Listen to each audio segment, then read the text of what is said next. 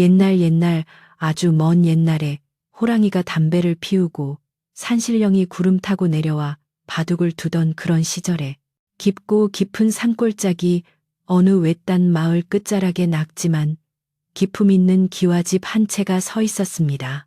이 집은 마을 사람들이 고개를 들어 올려다 보아야 할 만큼 높은 언덕 위에 자리 잡고 있었는데 세월의 풍파를 견디느라 기와는 거무튀튀하게 변했고 담장은 군데군데 허물어져 있었으나 그 터에서 뿜어져 나오는 꼿꼿한 기운만큼은 여전하여 지나가는 이들의 옷깃을 여미게 만들었습니다.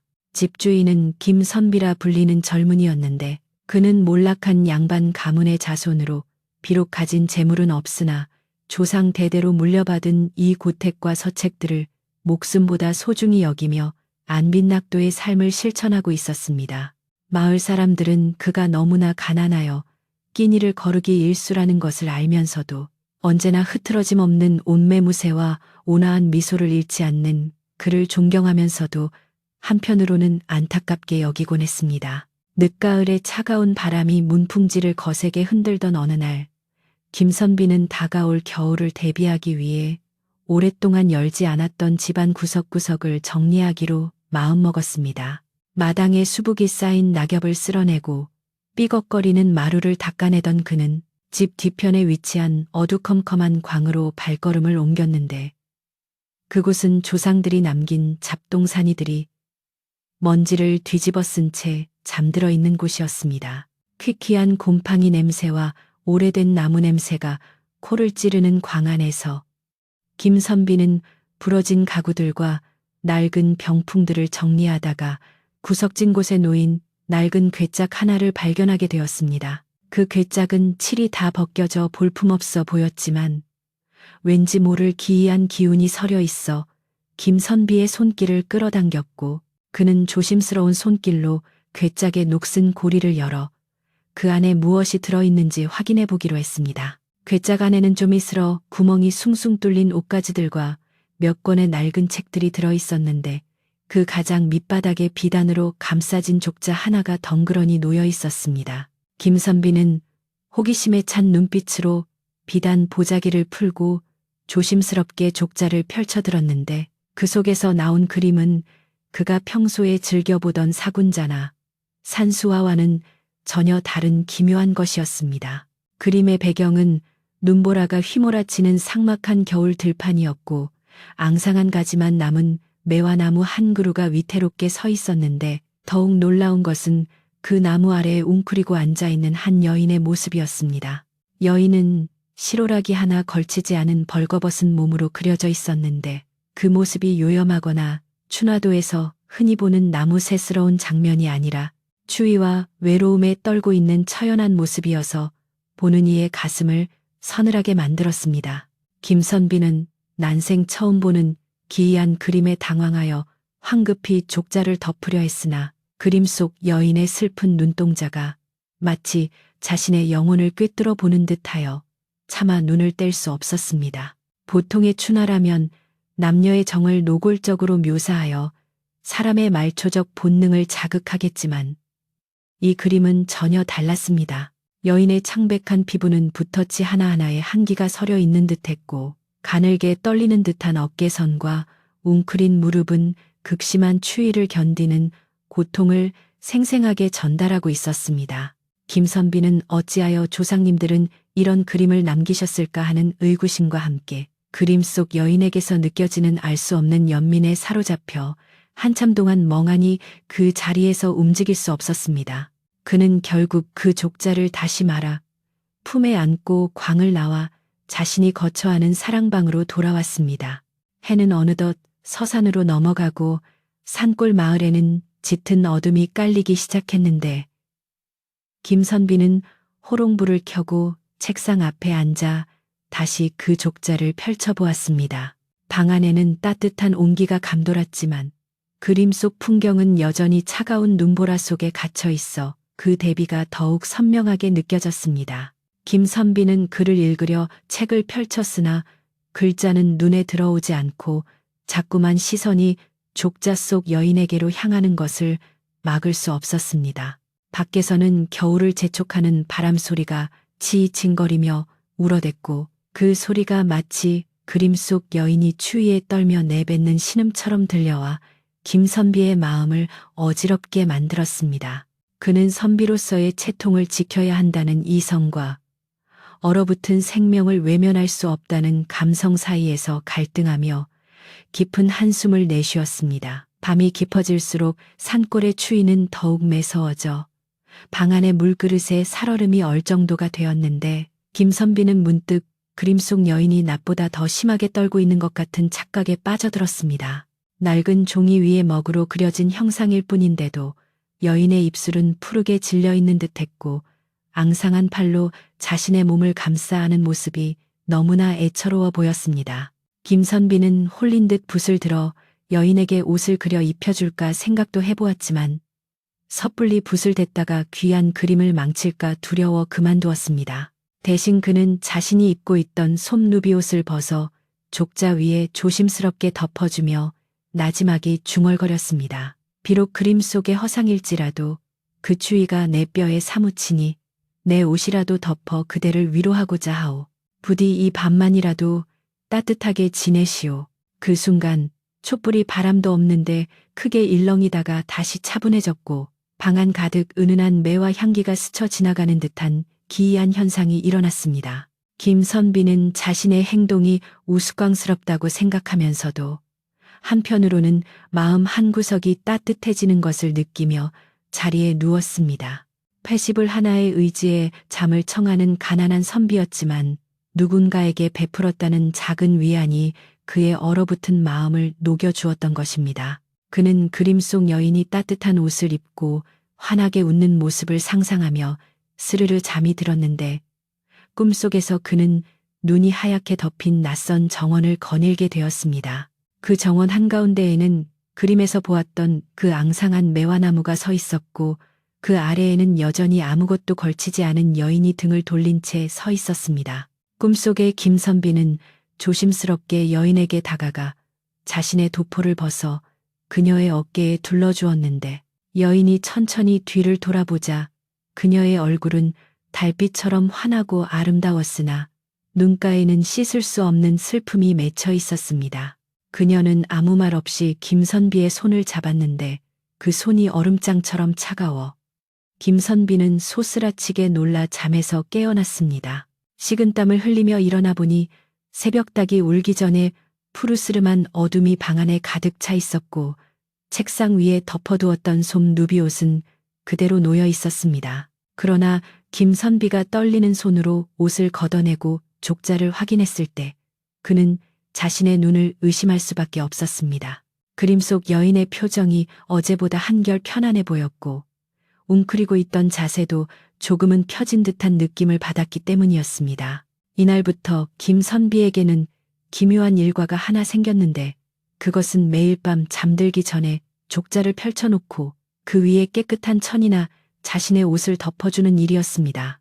그는 낮에는 마을 아이들에게 글을 가르치거나 산에서 땔감을 구하며 평범한 일상을 보냈지만 해가 지고 달이 뜨면 오직 이 그림 속 여인과의 은밀한 교감에 몰두했습니다. 마을 사람들은 김선비가 밤마다 불을 끄지 않고 무언가에 열중하는 것을 보고 그가 과거 급제를 위해 밤낮 없이 공부하는 것이라 여겨 칭송했으나 사실 그는 붓을 들어 그림 속 여인의 곁에 바람을 막아줄 바위를 그려넣거나 따뜻한 찻잔을 그려넣는 상상을 하며 시간을 보내고 있었습니다. 비록 실제로 그림에 붓을 대지는 않았으나 그의 마음속에서는 이미 여인에게 비단 옷을 입히고 따뜻한 방을 마련해주고 있었던 것입니다. 그러던 어느 날 마을에 흉흉한 소문이 돌기 시작했는데 그것은 이웃 마을에 사는 욕심쟁이 최참봉이 김선비의 고택을 노리고 있다는 이야기였습니다.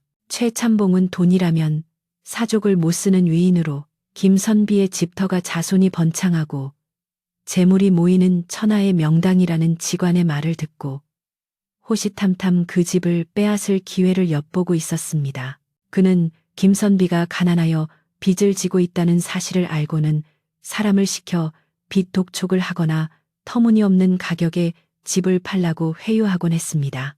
그러나 김선비는 이 집은 조상의 어리 서린 곳이니 굶어 죽는 한이 있어도 팔 수는 없다며 단호하게 거절해 왔기에 최참봉의 약은 바짝바짝 오르고 있는 상황이었습니다. 최참봉은 김선비를 굴복시킬 방법을 찾기 위해 하인들을 시켜 김선비의 일거수일투족을 감시하게 했는데 그 과정에서 김선비가 밤마다 무언가를 애지중지하며 들여다본다는 첩보를 입수하게 되었습니다. 최참봉의 하인은 담벼락 너머로 훔쳐본 것을 주인에게 고해 바치며 선비놈이 밤마다 족자 하나를 펴놓고 혼잣말을 중얼거리고 옷을 벗어 덮어주는 둥 해괴한 짓을 합니다요.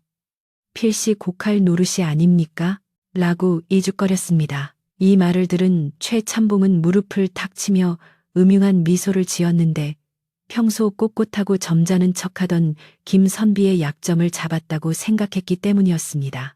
그는 즉시 동네방네 소문을 퍼뜨릴 계략을 세우기 시작했습니다. 한편 김선비는 바깥 세상의 소란스러움은 까맣게 모른 채 그림 속 여인에 대한 연민이 점차 알 수 없는 애틋함으로 변해가는 것을 느끼고 있었습니다.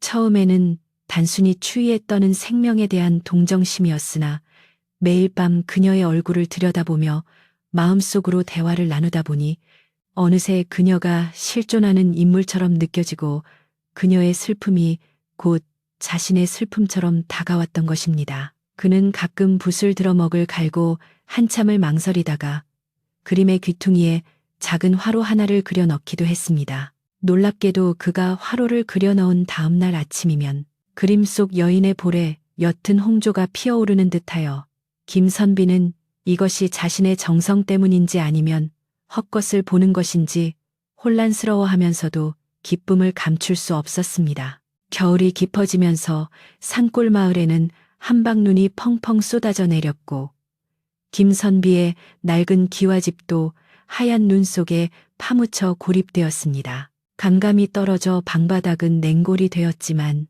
김선비는 자신의 몸을 녹일 생각보다는 그림 속 여인이 춥지 않을까 걱정되어 족자를 품에 안고 밤을 지새우는 날이 많아졌습니다. 그는 덜덜 떨리는 입술로 봄이 오면 매화가 필 것이요. 그때까지만 견디어 주시오. 라고 속삭이며 여인을 위로했는데 그럴 때마다 족자에서는 미세한 온기가 배어나와 김선비의 온몸을 녹여 주었습니다.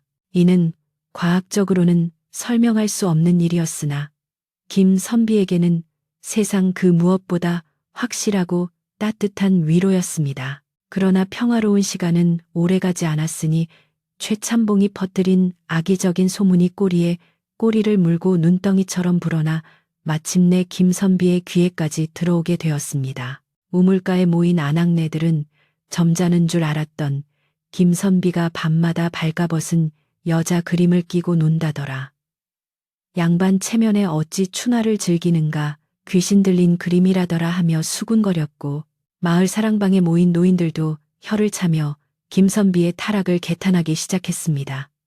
김선비는 자신을 향한 따가운 시선과 근거 없는 비난에 당혹감을 감추지 못했으나 차마 그 그림이 단순한 춘화가 아니라 사연이 있는 유품이며 자신이 하는 행동은 음욕이 아닌 연민 때문이라고 구구절절 변명할 수도 없는 노릇이었습니다. 그러던 어느 날 아침 김선비의 집 대문을 거칠게 두드리는 소리가 났는데 나가보니 최참봉이 험상류는 하인들을 대동하고 위풍당당하게 서 있었습니다. 최참봉은 거만하게 뒷짐을 지고 마당을 훑어보며 비아냥거리는 말투로 말했습니다. 김선비, 자네가 밤마다 해괴한 그림을 끼고 논다는 소문이 파다하여 내 직접 확인하러 왔네.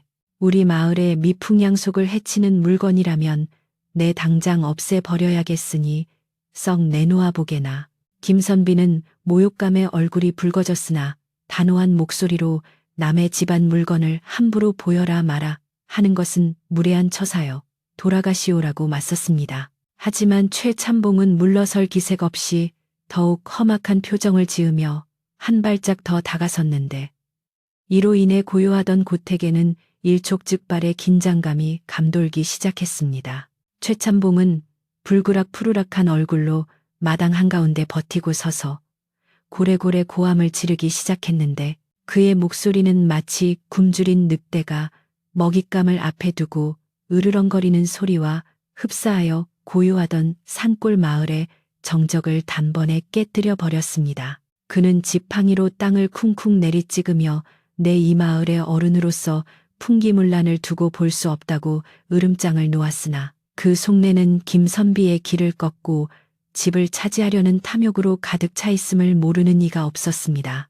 김선비는 비록 가세가 기울어 남루한 옷을 입고 있었으나 그 눈빛만큼은 서슬퍼런 칼날처럼 빛나고 있어 최참봉의 하인들조차 감히 그에게 손을 대지 못하고 주춤거릴 수밖에 없었습니다. 김선비는 떨리는 손을 옷자락 속에 감추고 침착한 목소리로 내 방 안에 둔 것은 조상의 유품이지 남에게 보일 구경거리가 아니니 썩 물러가라고 호통을 쳤는데 평소 유순하기만 하던 그에게서 뿜어져 나오는 기백의 최의 참봉은 짐짓 놀란 표정을 지으며 뒷걸음질을 쳤습니다. 최참봉은 분을 사귀지 못한 채 씩씩거리며 대문을 나서면서도 내 놈이 언제까지 그 잘난 자존심을 지키나 두고 보자며 악담을 퍼부었고 대문 밖에서 기웃거리던 마을 사람들에게 들리라는 듯 큰 소리로 양반이랍시고 거드름을 피우더니 방구석에 추나를 숨겨두고 음탕한 짓을 일삼는 놈이다라고 떠벌리기 시작했습니다. 그의 입에서 나오는 말들은 마치 독이 든 화살처럼 사방으로 퍼져나갔고 호기심 많은 마을 사람들의 귀를 솔깃하게 만들기에 충분했습니다. 김선비는 대문을 걸어 잠그고 방으로 돌아와 쿵쾅거리는 가슴을 쓸어내렸으나 이미 엎질러진 물처럼 퍼져나간 소문을 주어 담을 방법은 없다는 생각에 깊은 절망감이 밀려왔습니다. 그는 벽에 걸린 족자를 바라보며 그대 때문에 곤욕을 치르고 있으나 그대의 잘못이 아니니 괴념치 마시오라고 나지막이 속삭였지만 그의 마음속 한구석에는 억울함과 슬픔이 앙금처럼 가라앉아 있었습니다. 소문은 발없는 말이 천리를 간다는 옛말처럼 순식간에 온 마을을 휘감았는데 처음에는 김선비가 춘화를 가지고 있다더라 정도였던 이야기가 사람들의 입을 거치면서 살이 붙고 과장되어 나중에는 김선비가 밤마다 그림 속 여인을 불러내어 해괴한 굿을 벌인다거나 여우 귀신이 붙어 사람을 홀린다는 괴이한 이야기로 변질되어 갔습니다. 마을 빨래터에 모인 아낙네들은 방망이질을 멈추고 삼삼오오 모여 앉아 이 이야기를 안주 삼아 수다를 떨었는데 개중에는 어쩐지 김선비의 눈빛이 눈탄 것이 심상치 않았다며 맞장구를 치는 이도 있었고 아무리 그래도 그 점잖은 분이 그럴 리가 없다며 고개를 젓는 이도 있었으나 자극적인 소문의 힘은 진실을 덮어버릴 만큼 강력했습니다. 심지어 마을 서당에 다니는 코흘리게 아이들조차 김선비의 집 앞을 지나갈 때면 귀신 나오는 집이라며 돌멩이를 던지고 도망가는 일까지 벌어지게 되었습니다. 김선비가 쌀이나 소금을 구하러 장터에 나갈 때면 사람들의 시선은 예전과 확연히 달라져 있었는데 친근하게 인사를 건네던 이웃들은 그를 본체만 체하며 고개를 돌려버리거나 뒤에서 손가락질하며 수군거렸습니다. 쌀가게 주인은 외상을 달라는 김선비의 부탁에 춘화살 돈은 있어도 쌀값 줄 돈은 없는가 보지? 라며 비아냥거렸고 주막 앞을 지날 때면 술 취한 한량들이 여보게 김선비 그 좋은 그림 구경 좀 시켜주게나 하며 희롱을 하기도 했습니다. 김선비는 모멸감에 얼굴이 화끈거려 쥐구멍이라도 찾고 싶은 심정이었으나 아무런 대꾸도 하지 못한 채 고개를 푹 숙이고 걸음을 재촉하여 집으로 도망치듯 돌아올 수밖에 없었습니다. 세상의 인심이 이토록 얇고 차가울 수 있다는 사실을 뼈저리게 느끼며 그는 점점 더 세상과 단절된 채 고립되어 갔습니다. 밤이 되면 김선비의 고독은 더욱 깊어졌는데 칠흑 같은 어둠 속에 홀로 앉아 족자를 들여다보는 것이 그의 유일한 위안이자 세상과의 연결고리였습니다. 신기하게도 바깥 세상의 비난이 거세질수록 그림 속 여인의 모습은 더욱 선명하고 생생하게 다가왔는데 앙상했던 매화나무 가지 끝에 작은 몽우리가 맺힌 듯한 변화가 보이기 시작했습니다. 김선비는 자신의 헛된 망상이 만들어낸 환영일지 모른다고 의심하면서도 돋보기를 들이대고 자세히 살펴보니 분명 먹으로 그려진 가지 끝에 아주 미세한 붉은 점들이 찍혀 있는 것을 발견할 수 있었습니다. 그는 흥분된 목소리로 이 추운 겨울의 그림 속에서나마 봄이 오려나 봅니다라고 중얼거렸고 여인의 눈가에 맺혀 있던 슬픔도 조금은 옅어진 듯하여 가슴 벅찬 희열을 느꼈습니다. 이것은 세상 사람들은 알지 못하는 오직 그와 그림 속 여인만이 공유하는 은밀하고도 신비로운 기적이었습니다. 한편 최찬봉은 소문만으로는 김선비를 쫓아내기에 부족하다고 판단하고 더욱 교활한 계략을 꾸미기 시작했는데 그는 읍내의 고리대금업자와 결탁하여 김선비의 죽은 아버지가 오래전에 썼다는 가짜 차용증을 만들어내기에 이르렀습니다. 그는 마을 이장과 유지들을 사랑방으로 불러 모아 술상을 차려 대접하며 김선비 집안이 빚을 갚지 않아 집이 넘어가게 생겼는데 내가 마을의 체면을 봐서 그 빚을 대신 갚아주고 집을 인수하려 하네라고 짐짓 인심 쓰는 척 연기를 했습니다. 술과 고기에 넘어간 마을 유지들은 최찬봉의 말이 맞다며 고개를 끄덕였고 그 빈털터리 선비가 마을 물만 흐리니 차라리 떠나는 게 낫다며 최찬봉의 편을 들었습니다.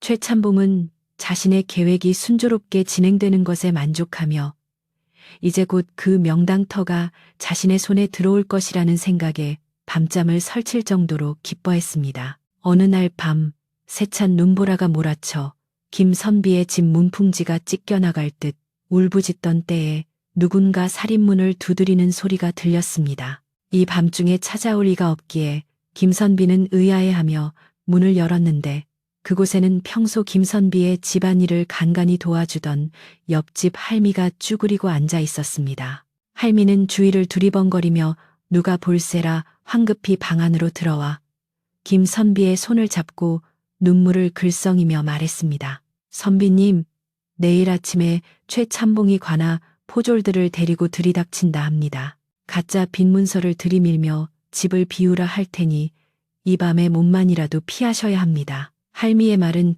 청천벽력과도 같았으나 김선비는 담담한 표정으로 할미의 거친 손을 잡아주며 고맙네, 할미. 허나 내 조상의 뼈가 묻힌 이 땅을 버리고 도망칠 수는 없네.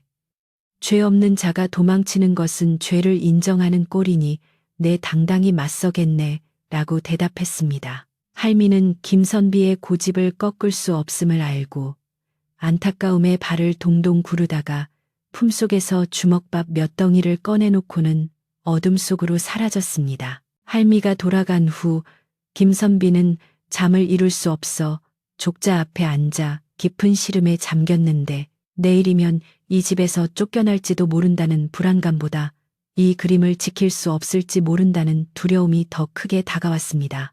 그는 족자를 말아 품에 안고 방 안을 서성이다가 문득 족자 속 여인이 자신을 부르는 듯한 환청을 듣게 되었습니다. 선비님, 너무 걱정하지 마셔요. 진심은 하늘에 닿고 겨울이 깊으면 봄이 머지않은 법입니다. 그 목소리는 마치 옥구슬이 굴러가는 듯 청아하고 맑아 김선비의 혼탁한 마음을 씻어주는 듯 했습니다. 그는 깜짝 놀라 주위를 둘러보았으나 방 안에는 아무도 없었고 오직 족자 속의 여인이 그윽한 눈빛으로 자신을 바라보고 있을 뿐이었습니다. 김선비는 이것이 자신의 간절함이 만들어낸 환청일지라도 그 말에 용기를 얻어 날이 밝으면 최찬봉과 끝까지 싸워보리라 다짐했습니다. 다음 날 아침 마을 어귀부터 요란한 꽹과리 소리와 함께 최찬봉과 포졸들이 김선비의 집으로 들이닥쳤는데 그 기세가 마치 전쟁터에 나가는 장수들처럼 위협적이었습니다. 마을 사람들도 무슨 구경거리가 났나 싶어 우르르 몰려나와 담장 너머로 고개를 내밀고 구경하기 바빴습니다. 최찬봉은 으스대며 마루 위로 올라와 낡은 문서를 흔들어대며 자 보아라. 네 아비가 쓴 차용증이다. 원금의 이자까지 합치면 이 집 한 채 값으로도 모자라니 당장 집을 비우고 나가거라 라고 소리쳤습니다. 김선비는 마당에 꿇어앉아 있지도 도망치지도 않은 채 대청마루에 꼿꼿이 서서 그들을 내려다보며 내 아버님은 평생 빚을 지신 적이 없으며 그 문서는 필시 조작된 것이요. 관아에 가서 진위를 가려봅시다 라고 차분하게 응수했습니다. 그러나 포졸들은 이미 최의 참봉에게 뇌물을 받은 터라 김선비의 말을 들으려 하지 않고 그의 멱살을 잡고 끌어내리려 했습니다. 김선비가 거칠게 떠밀려 마당에 나뒹굴자 품속에 간직하고 있던 족자가 툭 하고 떨어져 대굴대굴 굴러가 펼쳐지고 말았습니다. 사람들은 숨을 죽이고 그 그림을 바라보았는데 최참봉은 옳지, 저것이 바로 그 음란한 춘하로구나. 모두들 보시오. 이자가 밤마다 끼고 도는 물건이요. 라며 손가락질을 해댔습니다. 그림이 만천하에 공개되는 순간 김선비는 수치심에 얼굴을 감싸 쥐었으나 사람들의 반응은 최참봉의 예상과는 사뭇 달랐습니다. 그림을 본 마을 사람 중 한 노인이 저건 춘하가 아니라 어찌 보면 불상 같기도 하고 어찌 보면 우리네 어머니 모습 같기도 하구만 하며 고개를 갸웃거렸기 때문입니다. 그림 속 여인은 벌거벗고 있었으나 그 자태가 너무나도 고결하고 슬퍼 보여 감히 음란한 생각을 품을 수 없게 만드는 묘한 힘이 있었습니다. 최참봉은 당황하여 이 무지렁이들이 뭘 안다고 떠드느냐. 저건 명백한 춘하다. 춘하라며 억지를 부렸지만 분위기는 묘하게 흘러갔습니다. 그때 김선비 집에서 오랫동안 일해왔던 행랑어 멈이 군중을 해치고 나와 최참봉 앞을 가로막으며 소리쳤습니다. 내 이 집 안주인 마님을 모셨던 사람이요. 저 그림은 선대 어르신께서 아끼시던 한설매화도라는 귀한 그림이지 당신 눈에 낀 음란 마귀가 보는 그런 그림이 아니오. 행랑어 멈의 일갈에 최참봉은 꿀먹은 벙어리처럼 입을 다물지 못했고 마을 사람들은 웅성거리며 최참봉을 의심의 눈초리로 바라보기 시작했습니다. 행랑어 멈은 쓰러진 김선비를 부축해 일으키며 선비님, 흔들리지 마십시오. 저 그림이 보통 물건이 아님을 저들은 모릅니다.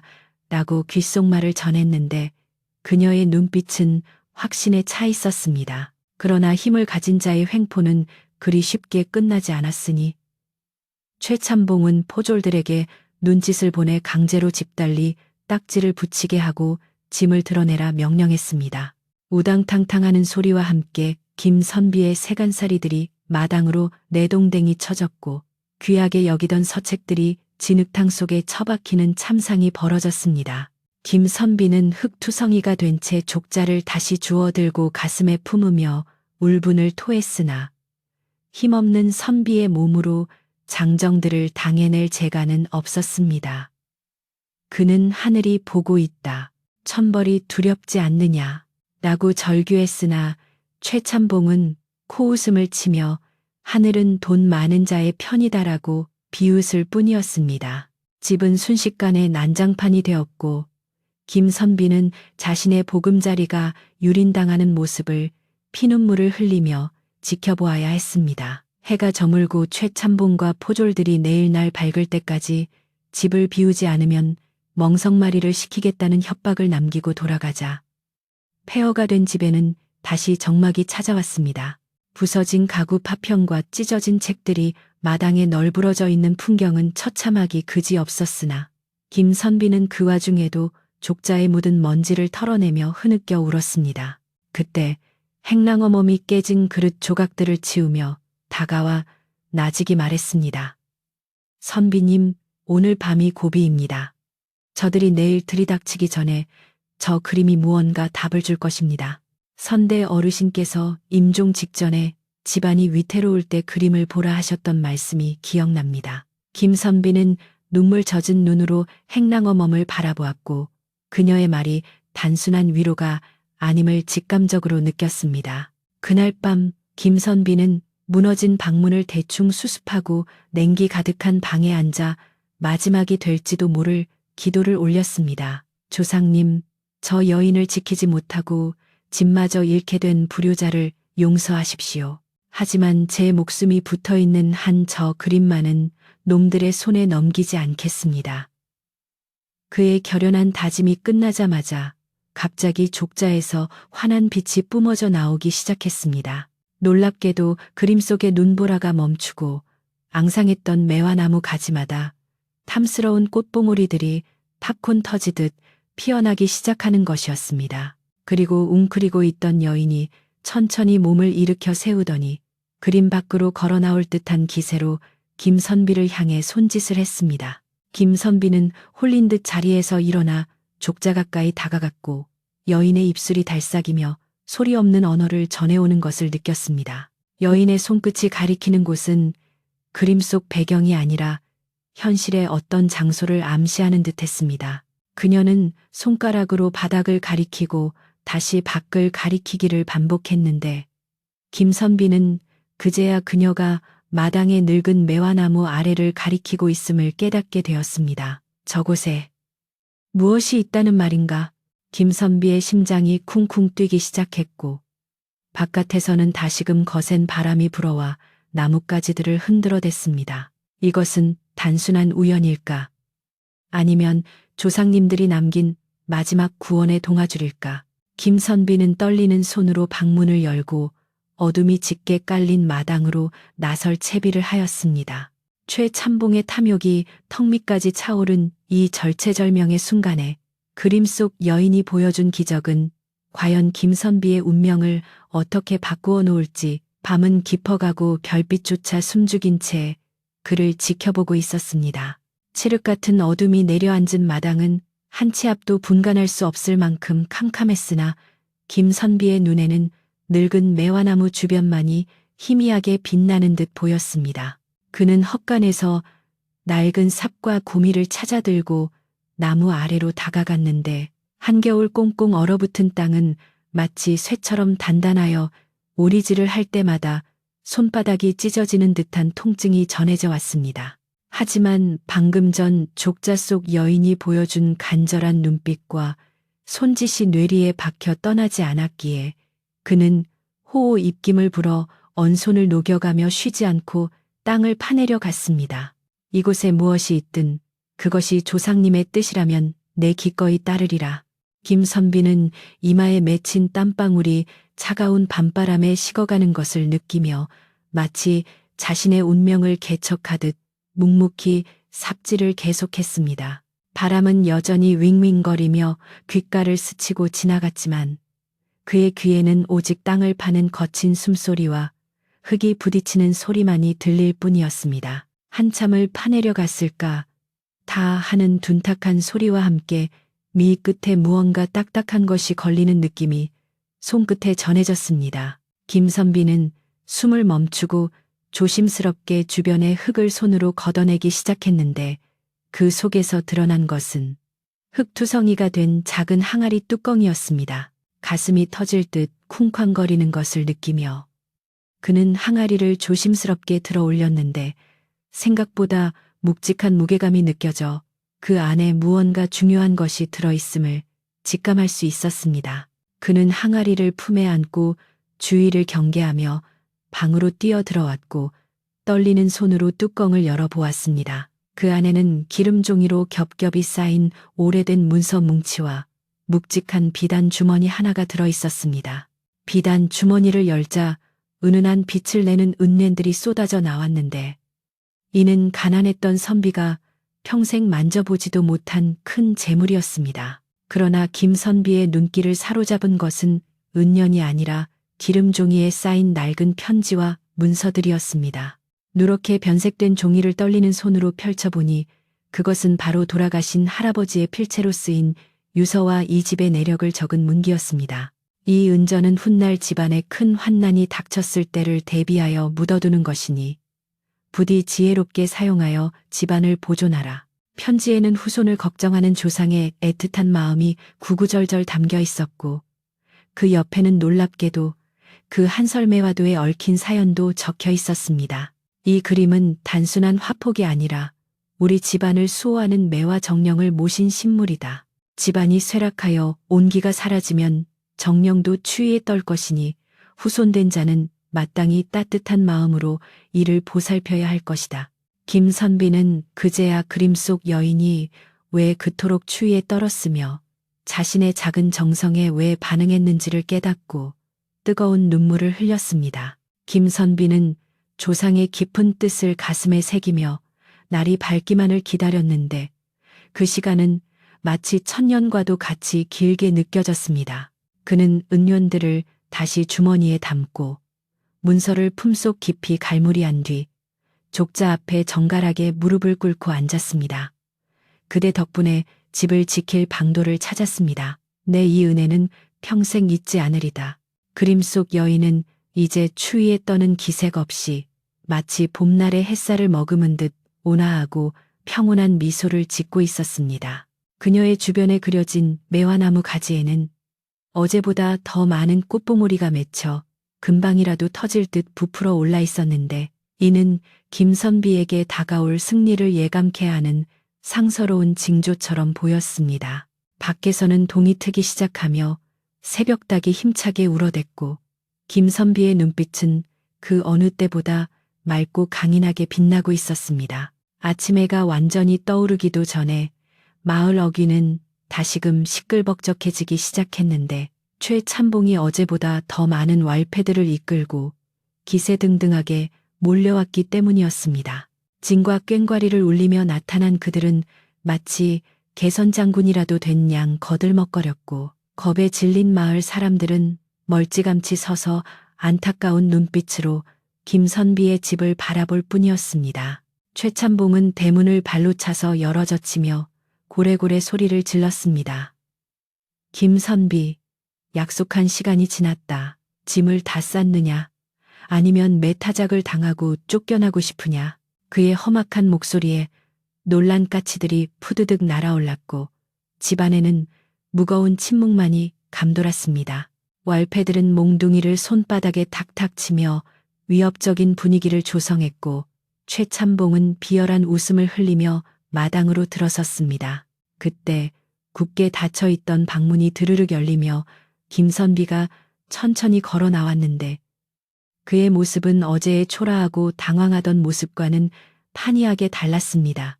깨끗하게 다듬은 도포자락을 휘날리며 뒷짐을 지고 마루 끝에 선 그의 표정에는 서리빨 같은 위험이 서려 있어 마당에 들어선 왈패들조차 순간 기가 눌려 주춤거릴 정도였습니다.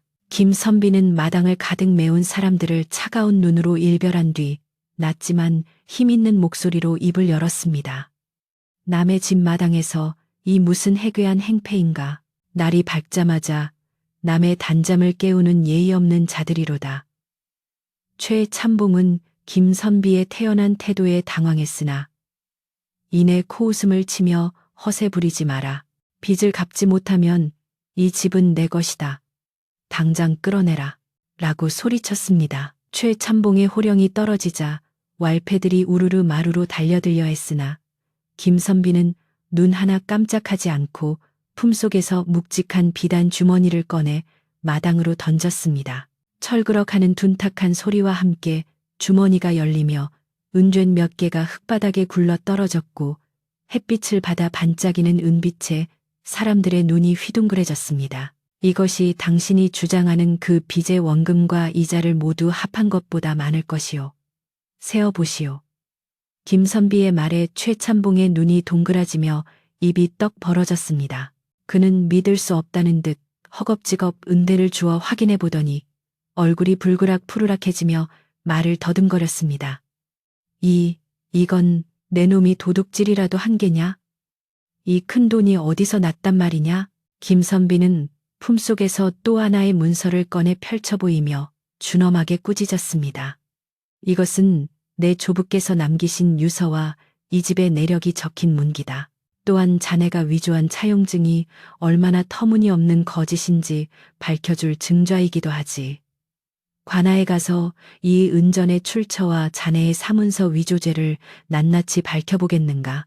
최참봉은 김선비의 기세에 눌려 뒷걸음질을 쳤으나 다 잡은 물고기를 놓칠 수 없다는 오기에 다시금 악을 쓰기 시작했습니다. 돈 좀 생겼다고 유세 떨지 마라. 내 놈이 추나를 끼고 도는 음탕한 자라는 사실은 변하지 않는다. 마을의 풍기를 문란케 한 죄로 이 마을에서 쫓아내야 마땅하다. 그는 빚 문제가 해결되자 이제는 도덕성을 문제 삼아 김선비를 몰아세우려 했습니다. 최참봉은 마을 사람들을 향해 선동하듯 소리쳤습니다. 여러분, 보십시오. 돈으로 해결하려는 저 뻔뻔한 태도를 저런 자가 우리 아이들을 가르친다고 생각하면 끔찍하지 않습니까? 저 춘하를 당장 불태워버리고 놈을 멍석말이 해야 합니다. 몇몇 최참봉의 앞잡이들이 올소 하며 분위기를 험악하게 몰고 갔고 영문을 모르는 일부 마을 사람들도 동요하기 시작했습니다. 김선비는 억울함에 입술을 깨물었으나 이번에는 결코 물러서지 않았습니다. 내 그림을 모욕하는 자는 용서치 않겠다. 그것은 내 조상의 얼이 담긴 신성한 물건이다. 그가 방문 앞을 가로막고 서자 최참봉은 왈패들에게 눈짓을 보내 강제로 방 안으로 들어가 그림을 탈취하라고 지시했습니다. 왈패들이 김선비를 밀치고 방 안으로 난입하려는 찰나 갑자기 하늘이 어두워지더니 마른 하늘에 천둥이 치듯 우르릉 하는 소리가 울려 퍼졌습니다. 사람들은 깜짝 놀라 하늘을 쳐다보았으나 비구름은 보이지 않았고 소리의 진원지는 놀랍게도 김선비의 집 마당 한가운데에 있는 늙은 매화나무였습니다. 앙상하게 말라 비틀어졌던 매화나무 가지들이 마치 기지개를 켜듯 꿈틀거리더니 껍질이 터지고 새파란 기운이 솟아오르는 기이한 현상이 벌어진 것입니다. 왈패들은 공포에 질려 뒷걸음질 쳤고 최참봉마저 사색이 되어 다리가 풀린 듯 주저앉고 말았습니다. 이게 무슨 조화란 말이냐. 마을 사람들은 입을 다물지 못한 채 그 광경을 지켜보았고 김선비는 그제야 이것이 그림 속 여인의 조화임을 깨닫고 나무를 향해 합장했습니다. 그 순간 행랑어멈이 대청마루로 뛰어 올라와 목소리를 높였습니다. 보십시오. 하늘이 노했습니다. 이 집을 지키는 매화 신령님이 노하신 겁니다.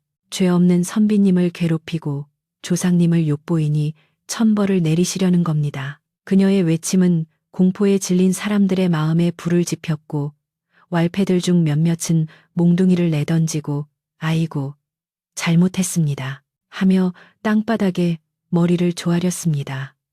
최참봉은 이 미신 같은 소리 다 헛것이다.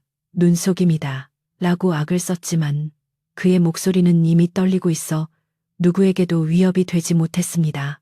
김선비는 천천히 방으로 들어가 벽에 걸린 족자를 떼어내어 소중히 받쳐들고 다시 마루로 나왔습니다.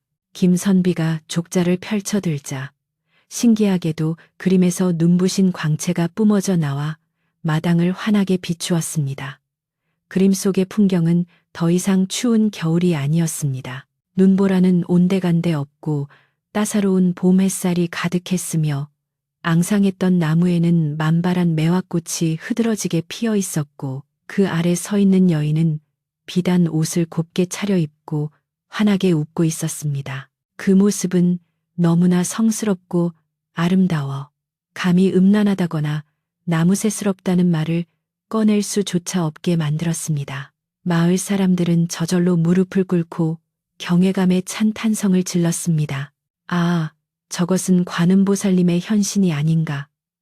우리가 귀한 분을 몰라 뵙고 큰 죄를 지었구나. 분위기는 순식간에 반전되어 김선비를 비난하던 시선은 존경과 두려움으로 바뀌었습니다. 최참봉은 이 믿을 수 없는 광경 앞에서도 자신의 탐욕을 버리지 못하고 저건 요술이다. 요물이다 라고 외치며 직접 족자를 뺏으려 달려들었습니다. 그가 마루 위로 뛰어올라 손을 뻗는 순간 마당의 늙은 매화나무에서 갑자기 거센 바람이 불어와 최참봉을 강타했습니다. 그는 억하는 비명과 함께 마당 구석의 거름더미 위로 처박혔고 갓이 벗겨지고 상투가 풀어져 몰골이 말이 아니게 되었습니다. 마을 아이들은 그 모습을 보고 깔깔거리고 웃었고 어른들은 혀를 차며 천벌을 받았다고 수군거렸습니다. 왈패들은 주인이 맥없이 당하는 꼴을 보고는 혼비백산하여 살려주세요. 를 외치며 대문 밖으로 주랭랑을 쳤습니다. 소란이 가라앉고 마당에는 평화가 찾아왔으나 신비로운 기운은 여전히 감돌고 있었습니다. 김선비는 넘어진 최참봉에게 다가가 손을 내밀지 않고 차가운 목소리로 말했습니다. 그대는 재물에 눈이 멀어 사람의 도리를 저버리고 신성한 기운마저 더럽히려 했소. 내 조상님의 은덕으로 빚은 갚겠으나 그대의 죄는 하늘이 알고 땅이 알 것이오. 다시는 이 집에 발을 들이지 마시오. 최참봉은 걸음 범벅이 된 얼굴로 치욕과 공포에 떨며 아무 말도 못하고 기어다시피 하여 대문 밖으로 도망쳤습니다. 마을 사람들은 그 뒷모습을 보며 손가락질을 했고 그제야 김선비에게 다가와 사죄의 말을 건네기 시작했습니다. 선비님, 우리가 미천하여 참뜻을 몰랐습니다. 부디 용서해 주십시오. 김선비는 마을 사람들을 탓하지 않고 온화하게 웃으며 고개를 저었습니다. 사람이 살다 보면 눈이 흐려질 때도 있는 법이지요. 이제라도 오해가 풀렸으니 다행입니다. 이 모든 것이 조상님과 저 매화나무의 보살핌 덕분입니다. 그는 족자를 다시 소중하게 말아쥐고 마당에 우뚝 선 늙은 매화나무를 바라보았습니다. 나무의 가지 끝에는 정말로 때 아닌 매화꽃이 한 송이 두 송이 피어나고 있었는데 그 향기가 어찌나 짙고 그윽한지 온 마을을 뒤덮을 정도였습니다. 한겨울에 피어난 매화, 설중매의 기적이 김선비의 낡은 고택에서 일어난 것이었습니다. 행랑어멈은 눈물을 훔치며 이제 이 집에도 봄이 오려나 봅니다 라고 중얼거렸고 김선비는 그 말에 깊이 공감하며 고개를 끄덕였습니다. 이제 사건은 해결되었고 아기는 물러갔으나 김선비에게는 아직 그림 속 여인과의 마지막 약속이 남아 있었습니다.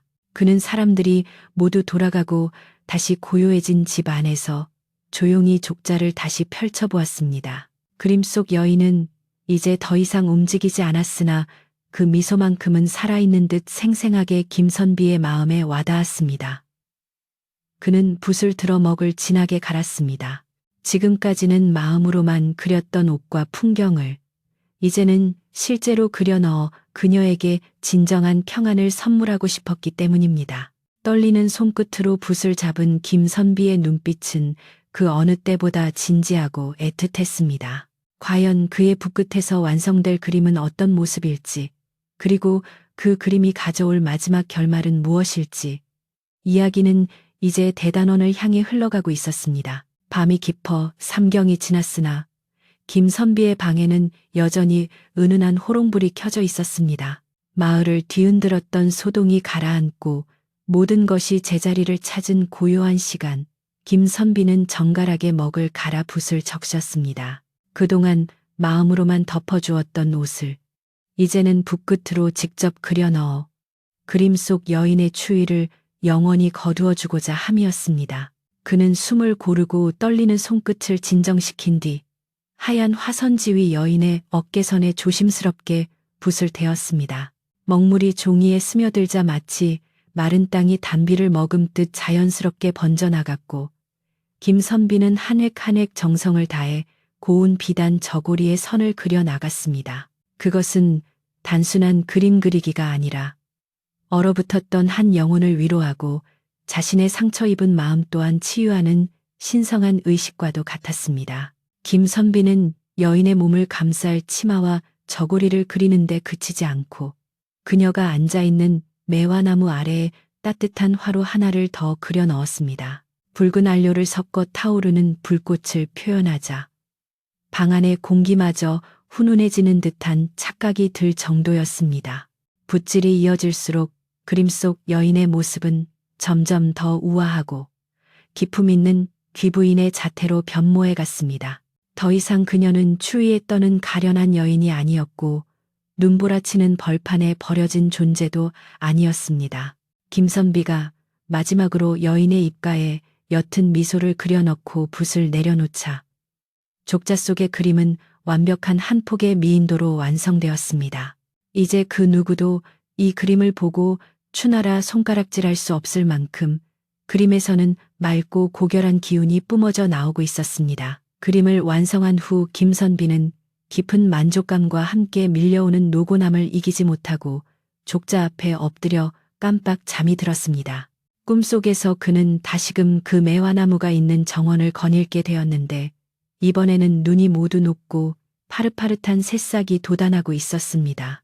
그리고 그 나무 아래에는 김선비가 그려준 고운 비단옷을 입은 여인이 환한 미소를 지으며 서 있었습니다. 그녀는 김선비에게 다가와 공손히 허리를 굽혀 절을 올리며 옥구슬 같은 목소리로 말했습니다. 선비님, 제게 따뜻한 옷과 쉴 곳을 마련해 주셔서 감사합니다. 저는 이 집터와 함께 해온 매화나무의 정령이었습니다.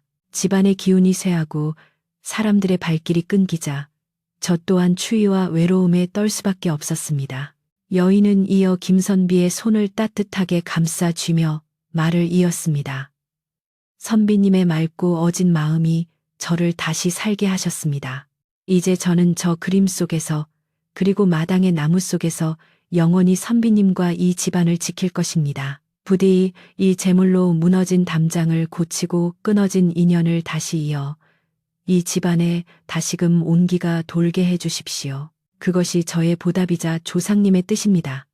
김선비가 뭐라 대답하기도 전에 여인은 꽃비가 되어 흩날리더니 매화나무 가지 사이로 스며들어 사라졌습니다. 김선비가 잠에서 깨어났을 때는 이미 아침 해가 중천에 떠 있었고 방 안에는 갓 피어난 매화 향기가 진동하고 있었습니다. 족자 속의 여인은 그가 그려준 옷을 입고 평온하게 앉아 있었는데 그 모습이 어젯밤 꿈속에서 본 것과 한치의 오차도 없었습니다. 날이 밝자 김선비는 꿈속 여인의 당부대로 집안을 일으켜 세우는 일에 착수했습니다. 그는 땅속에서 찾아낸 은전을 사용하여 마을의 솜씨 좋은 목수들과 미장이들을 불러 모았습니다. 오랫동안 비가 새던 지붕의 기와를 새 것으로 갈아 끼우고 기울어가던 담장을 반듯하게 다시 쌓았으며 쥐가 드나들던 마루미까지 꼼꼼하게 손을 보았습니다. 뚝딱거리는 망치 소리와 쓱싹거리는 톱질 소리가 온종일 울려 퍼지자 죽어있던 고택에는 다시 활기찬 생명력이 감돌기 시작했습니다. 마을 사람들은 김선비의 집이 하루가 다르게 번듯해지는 것을 보며 부러움과 경탄의 시선을 보냈고 개중에는 일손을 거들겠다며 자청에서 찾아오는 이들도 생겨났습니다. 김선비는 그들을 돌려보내지 않고 따뜻한 밥과 술을 대접하며 그동안 소원했던 이웃 간의 정을 다시 쌓았습니다. 집수리가 마무리될 즈음 마당의 늙은 매화나무는 그 어느 해보다 풍성하고 아름다운 꽃을 피워 올렸습니다. 마치 팝콘을 튀겨놓은 듯 하얀 매화꽃이 가지마다 흐드러지게 피어나자 그 향기가 담장을 넘어온 마을을 뒤덮었습니다. 사람들은 이 기이하고도 아름다운 광경을 보기 위해 김선비의 집으로 몰려들었고 김선비는 대문을 활짝 열어 누구나 들어와 꽃을 구경하고 쉬어갈 수 있도록 배려했습니다. 예전에는 귀신 나오는 집이라며 피하던 곳이 이제는 마을의 명소가 되어 사람들의 웃음소리로 가득 차게 된 것입니다. 김선비는 사랑방 문을 열어놓고 찾아오는 손님들에게 차를 대접하며 매화나무에 얽힌 전설 대신 아름다운 시 한 수를 읊어주곤 했습니다. 한편 욕심을 부리다 망신을 당하고 쫓겨난 최참봉의 소식도 간간히 들려왔습니다. 그는 김선비에게 혼쭐이 난 뒤로 알아누워 며칠을 끙끙 앓다가 마을 사람들의 따가운 눈총을 견디지 못하고 결국 밤을 틈타 짐을 싸서 먼 친척이 산다는 타향으로 떠나버렸다고 했습니다. 그가 떠난 뒤 마을에는 다시 평화가 찾아왔고 사람들은 인과응보의 이치를 눈으로 확인하며 착하게 살아야겠다는 다짐을 하곤 했습니다. 김선비는 최참봉이 남기고 간 빚 문서들을 모두 불태워버리며 그에 대한 미움마저 연기로 날려보냈습니다. 아기는 스스로의 욕심에 걸려 넘어졌으나 선인은 그 시련을 딛고 더 단단해진다는 옛말이 하나도 틀리지 않음을 보여주는 일이었습니다.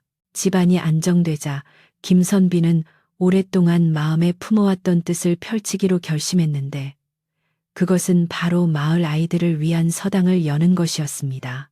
그는 사랑채를 깨끗이 치우고 책상을 놓아 배움의 터전을 마련했습니다. 가난 때문에 글을 배우지 못하는 아이들이나 배움에 목마른 젊은이들을 모아 무료로 글을 가르치기 시작한 것입니다. 김선비의 명성을 들은 인근 마을의 학동들까지 찾아와 서당은 늘 글 읽는 소리로 낭낭했습니다. 김선비는 아이들에게 단순히 글자만 가르치는 것이 아니라 사람이 마땅히 지켜야 할 도리와 자연을 사랑하는 마음을 가르쳤습니다.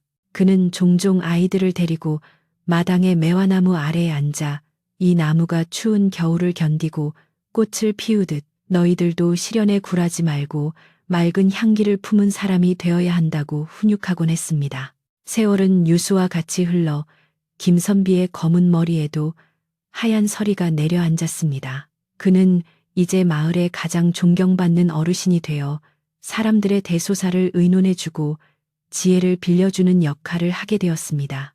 그가 젊은 시절 겪었던 기이한 일은 전설처럼 전해져 내려왔으나 정작 김선비 자신은 그 일에 대해 구체적으로 언급하는 법이 없었습니다. 다만 매년 겨울이 가고 봄이 오는 길목이 되면 어김없이 족자를 꺼내어 먼지를 털고 한참을 바라보는 것으로 그 시절의 추억을 되새길 뿐이었습니다.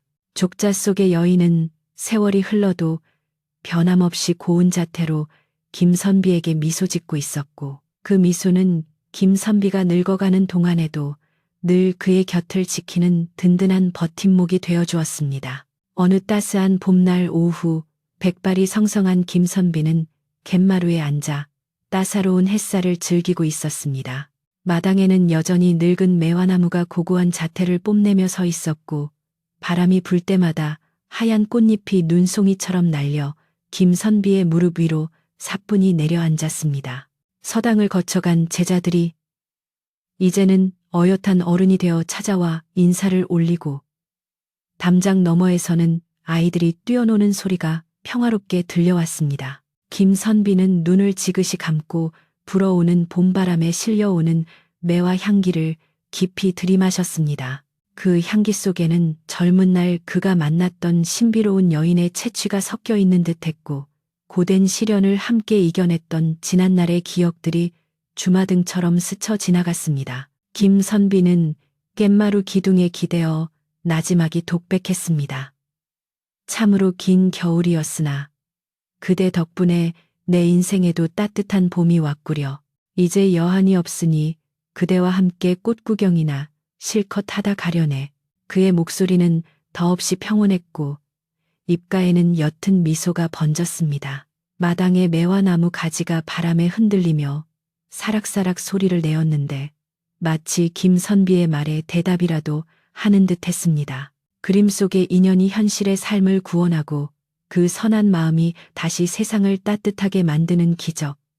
김선비의 삶은 그 자체로 한편이 아름다운 이야기였습니다. 해는 서산으로 뉘엿뉘엿 넘어가며 온 세상을 황금빛으로 물들였고 김선비의 꾸벅거리는 고개 위로 저녁 노을이 따스하게 내려앉았습니다. 졸음이 밀려오는 나른한 오후 그는 꿈인지 생시인지 모를 몽롱함 속에서 매화나무 아래 춤을 추는 여인의 환영을 보았습니다. 그녀는 이제 그림 속에 갇힌 존재가 아니라 바람이 되고 햇살이 되어 김선비의 곁을 자유롭게 머물고 있었습니다.